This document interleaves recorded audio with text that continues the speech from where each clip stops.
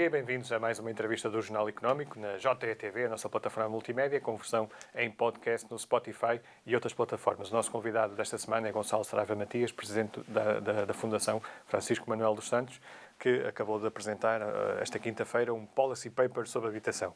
Ainda antes fechamos o tema da habitação, que eu sei que há outros temas também que são interessantes de abordarmos. Em termos de recomendações, o que é que recomendam em termos de apoios para as famílias, por exemplo, comprarem casa? Bom, aí há várias hipóteses. Há a hipótese de subsídios diretos, de atribuição de subsídios diretos. Portanto, o estudo faz uma comparação sobre sistemas de apoio em vários países e vai olhar para vários sistemas que foram adotados com sucesso. Portanto, pode haver uma hipótese de subsídio direto, pode haver uma hipótese de apoio ao crédito, ou de crédito bonificado, digamos assim. Portugal, aliás, já teve soluções de crédito bonificado que funcionaram e, portanto, é uma hipótese de se voltar a isso. Agora, o estudo não se foca... Há também um tema do arrendamento. O estudo não se foca apenas na compra de habitação, embora a compra de habitação seja importante. Quando há pouco falava em construir para arrendar, portanto, é necessário que quem promove essa construção, partindo do princípio que são privados, não é? Isso tem que ter uma yield, por assim dizer, acima, eventualmente acima da taxa de juros. Mas esse é um modelo que existe noutros países. Há empresas que estão muito testadas. Como a Alemanha. Exatamente. Há, aliás, empresas que estão em Portugal e que lá fora fazem esse modelo, que em Portugal não fazem porque entendem que não há condições para isso. Portanto, o que é necessário é trazer essas condições, criar essas condições. Eventualmente não se coaduna com algumas medidas como estas que estão previstas no Mais Habitação, por exemplo, em que há limites às rendas.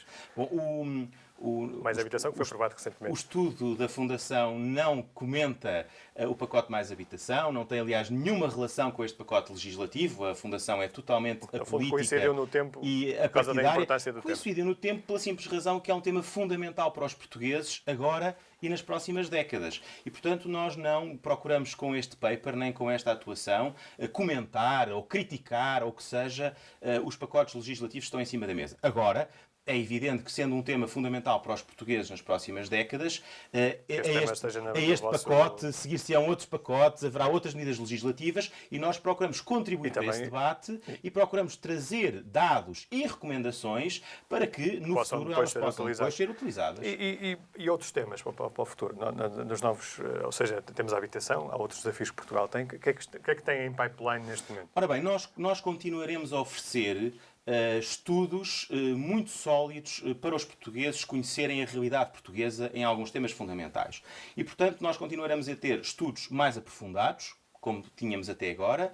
Teremos os policy paper, mais curtos, mais direcionados e com medidas mais prescritivas. E teremos um barómetro que vai progressivamente medindo o que os portugueses pensam sobre estes aspectos fundamentais, sobre os aspectos que nós estamos a estudar. Teremos um barómetro, por exemplo, também sobre habitação em breve.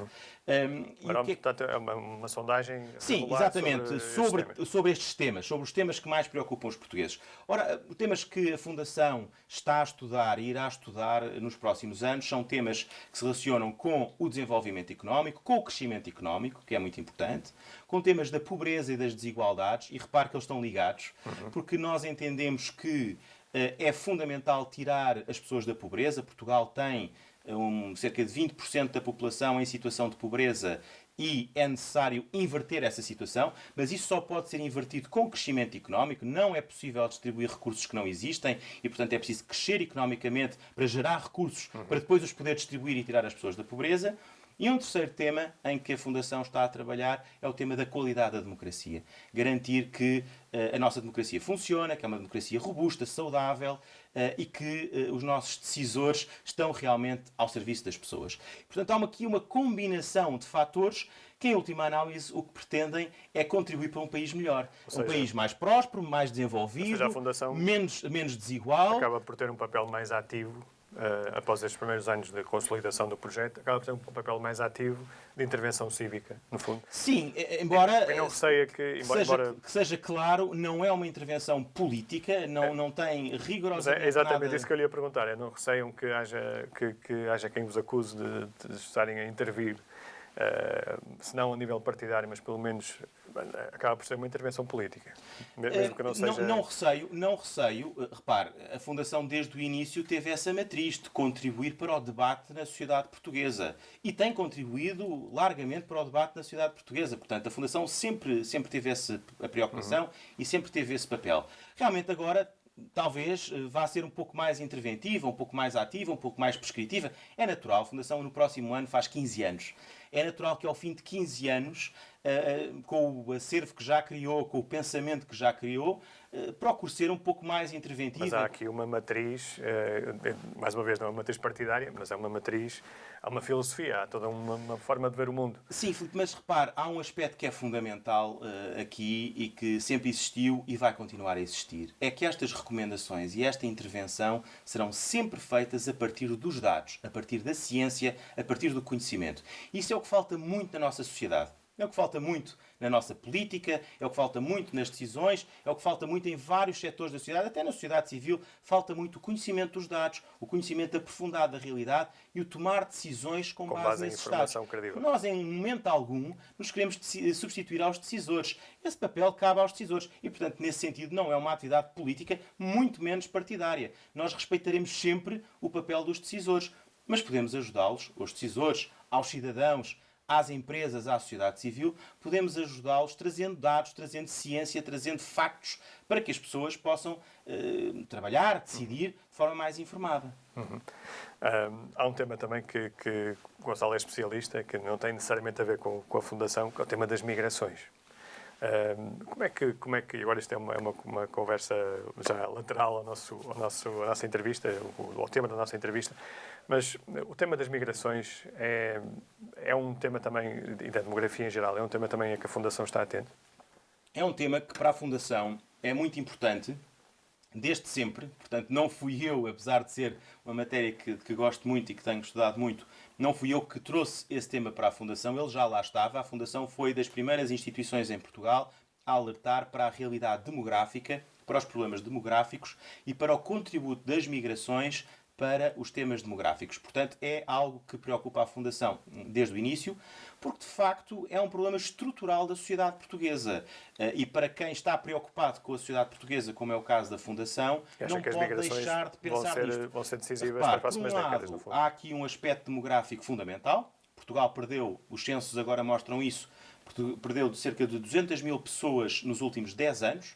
A Fundação já tinha dito num estudo há vários anos, e essa perspectiva confirma-se, que a continuar este ritmo, Portugal pode ter em 2050 cerca de 7,5 milhões de pessoas, portanto um encurtamento, um encolhimento significativo. De quase 3 milhões. Quase 3 milhões. 3 milhões. 2 milhões e meio da nossa população.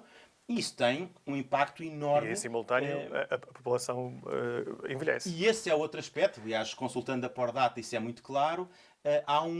Portugal é das sociedades mais envelhecidas da Europa, há um progressivo envelhecimento da população e muitas pessoas a sair do mercado de trabalho. Ou seja, exatamente, vamos ser menos e mais velhos e menos a trabalhar. E isso depois tem uma implicação enorme na segurança social. Também temos um estudo que lançámos há cerca de 3 anos sobre a sustentabilidade da segurança social, que mostra que a segurança social entrará em colapso lá para 2040. Portanto, acha que as migrações aí vão ser decisivas para as migrações são decisivas. Aliás, se nós consultarmos, Portugal, nos últimos 3 anos, não perdeu população, ao contrário do que aconteceu nos últimos 10. E não perdeu população, se olharmos para os dados, por uma razão muito simples.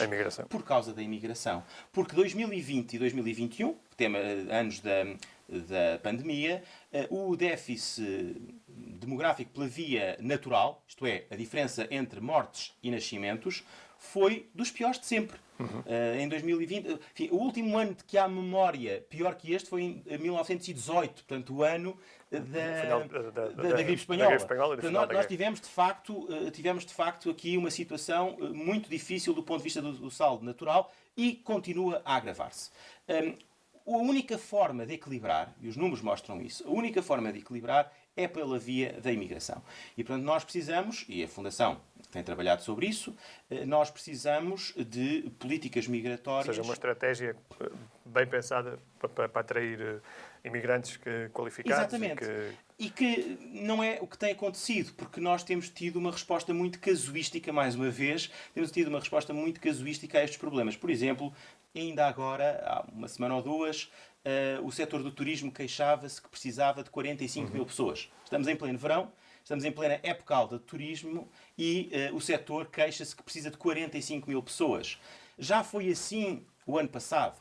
A resposta casuística que há é, no fundo, ir abrindo as fronteiras de forma um pouco casuística à medida das necessidades. Tem que ser mais bem pensado, de forma Isso traz estratégica. imensos problemas, Filipe, porque depois estas situações que temos visto de abusos, de redes clandestinas, acabam por aproveitar estas dificuldades e estas necessidades. Portanto, nós precisamos de uma política muito estruturada, que olhe para as necessidades do país, que perceba que o país precisa de imigração, portanto, que não fuja da realidade, que não enfie a cabeça na areia, e que prepare primeiro a seleção e a vinda dessas pessoas e depois, fundamentalmente, a sua integração. Gonçalo, o nosso tempo está-me a terminar. Este tema das migrações dava para uma entrevista à parte. E agradeço muito o seu tempo, o facto de ter aceito o nosso convite. E nós voltamos na próxima semana com novos temas e novos convidados. E até lá acompanhe a atualidade em www.jornaleconómico.pt. Bom fim de semana.